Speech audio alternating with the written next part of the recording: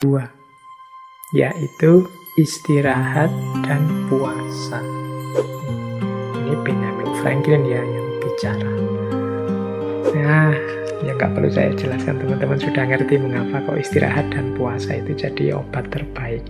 Ini lebih menarik. Fyodor Dostoyevsky, ini filosof eksistensialis sejajar dengan Sartre dan kawan-kawan, asal Rusia. Kapan-kapan kita bahas beliau.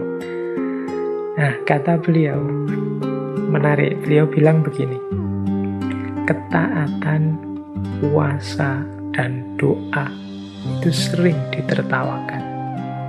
Padahal hanya melalui hal tersebut terdapat jalan untuk kebebasan sejati. Aku memotong keinginan tak terkendali dan tidak penting. Aku tundukkan kesombongan dan ketamaanku, dan kuhukum ia dengan kepatuhan. Dan dengan pertolongan Tuhan, aku mencapai kemerdekaan jiwa dan kenikmatan spiritual. Nah, ini Dostoyevsky. Jadi, kata beliau, mungkin orang-orang hari ini, orang-orang modern yang baru mengalami renaisan, menertawakan kepatuhan pada agama, menertawakan puasa, menertawakan doa. Padahal menurut Dostoyevsky, ketaatan, puasa, dan doa itu bisa menjadi jalan bagi kebebasan yang sejati. Kebebasan yang sejati ini kan yang diimpikan oleh para filosof eksistensialis. Katanya Dostoyevsky, untuk menemukan kebebasan sejati itu, aku memotong keinginan tak terkendali dan tidak penting. Jadi justru kebebasan itu akan ketemu tidak dengan mengumbar keinginan, tapi dengan membatasi keinginan.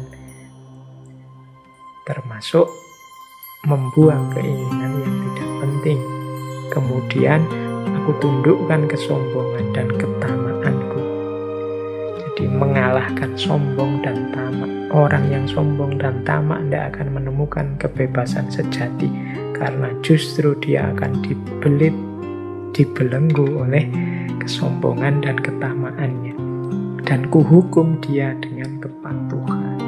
Jadi untuk menundukkan kesombongan, ketamaan itu jalannya ya patuh, taat. Dan dengan pertolongan Tuhan, aku mencapai kemerdekaan jiwa dan kenikmatan spiritual. Nah, ini Fyodor Dostoyevsky. Ada lagi Hermann Hesse. Beliau ini penyair, novelis, spiritualis dari Jerman. Beliau mengatakan begini, setiap orang dapat melakukan keajaiban. Setiap orang dapat mencapai tujuannya. Kalau ia mampu berpikir, kalau ia mampu menunggu, dan kalau ia mampu berpuasa. Ini pendapatnya Hermann Hesse. Kalau kita ingin melakukan hal-hal luar biasa, jalannya cuma 3. Bisa berpikir, siap menunggu, dan mau berpuasa. Nah, berpikir berarti ya jangan pasif, daya gunakan akal budimu. Mau menunggu berarti mau mengikuti prosesnya. Tidak ada keajaiban, kesuksesan, keberhasilan yang instan. Dan mau berpuasa berarti siap susah, siap berkorban, siap menghindari ini, tidak melakukan ini, itu, dan lain sebagainya. Nah, ini Hermann Hesse.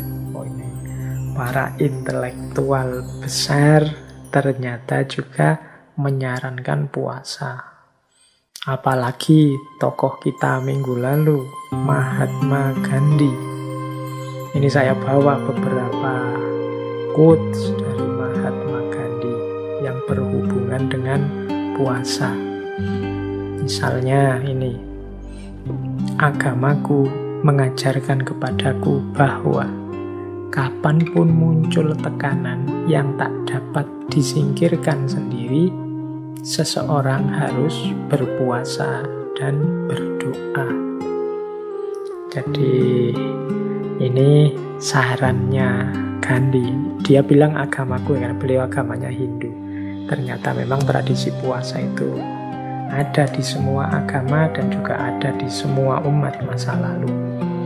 Katanya Gandhi, agamaku mengajarkan kalau ada tekanan, mungkin teman-teman sedang stres apa, galau apa, punya problem apa yang tidak bisa disingkirkan sendiri. Jalannya apa? Ya berpuasa dan berdoa.